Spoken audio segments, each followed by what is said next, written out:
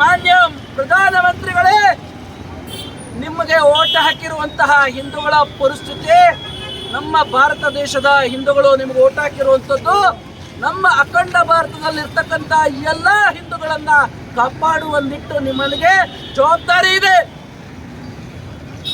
ಉಕ್ರೇನ್ನಲ್ಲಿ ಒಂದು ವಿಮಾನ ಯುದ್ಧ ಆದಾಗ ಅಲ್ಲಿರ್ತಕ್ಕಂಥ ನಮ್ಮ ಭಾರತ ದೇಶದ ಹಿಂದೂಗಳ ರಕ್ಷಣೆ ಮಾಡಿ ವಿಮಾನದಲ್ಲಿ ಅವ್ರನ್ನೆಲ್ಲ ಕರ್ಕೊಂಡು ಬಂದ್ರಿ.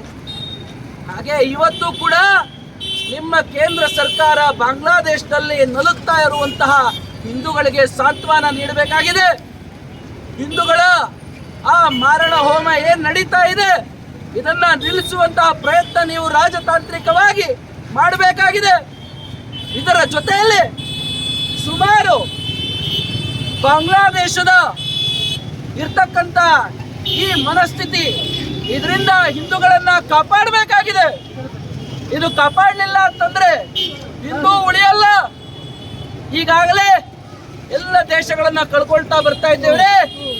ಪ್ರಧಾನಮಂತ್ರಿಗಳೇ, ನಿಮಗೆ ನಿಜವಾಗಲೂ ಹಿಂದೂಗಳ ಮೇಲೆ ಕಾಳಜಿ ಇದ್ರೆ, ಯಾವ ದೇಶದಲ್ಲಿ ಹಿಂದೂಗಳ ಶೋಷಿತರಾಗಿದ್ದಾರೆ, ಹಿಂದೂಗಳ ಅಲ್ಪಸಂಖ್ಯಾತರಾಗಿದ್ದಾರೆ, ಇವರನ್ನ ದಯವಿಟ್ಟು ಅವರ ಪರವಾಗಿ ನೀವು ನಿಲ್ಲಬೇಕಾಗಿದೆ. ಇವತ್ತು ಅವರನ್ನು ರಕ್ಷಣೆ ಮಾಡಬೇಕಾಗಿದೆ. ಇವತ್ತು ರಾಜತಾಂತ್ರಿಕ ತೋರಿಸಬೇಕಾಗಿದೆ. ಇವತ್ತು ಬಾಂಗ್ಲಾದೇಶದ ವಿರುದ್ಧ ಸಮರ, ವ್ಯಾವಹಾರಿಕ ಸಮರವನ್ನು ಸಾರಬೇಕಾಗಿದೆ. ಇವತ್ತು ಅವರ ವಿರುದ್ಧ ಇರುವಂತಹ ವ್ಯಾಪಾರ ವ್ಯವಹಾರಗಳು ಏನ್ ಜೊತೆಗೆ ಇಟ್ಕೊಂಡಿದ್ದೀವಿ ಇವೆಲ್ಲ ನಿಲ್ಲಿಸಬೇಕಾಗಿದೆ.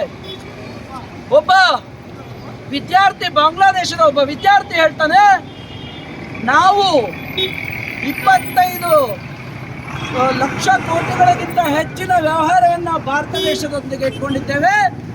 ಇದಿಲ್ಲ ಅಂದ್ರೆ ಭಾರತ ದೇಶದ ಜನ ಭಿಕ್ಷೆ ಬೇಡ ತಿನ್ಬೇಕು ಅಂತ ಹೇಳಿ ಸಾಮಾಜಿಕ ಮಾಧ್ಯಮ ಜಾಲತಾಣದಲ್ಲಿ ಬಿಡ್ತಾನ್ರಿ. ಹಾಗಾದ್ರೆ ಅವ್ರ ಭಿಕ್ಷೆ ನಮ್ಗೆ ಯಾತಕ್ಕೆ? ಬಾಂಗ್ಲಾದೇಶದ ಜೊತೆ ಇರುವಂತಹ ಈ ವ್ಯಾಪಾರ ವ್ಯವಹಾರ ವಹಿವಾಟನ್ನ ಈ ಕೂಡಲೇ ನೀವು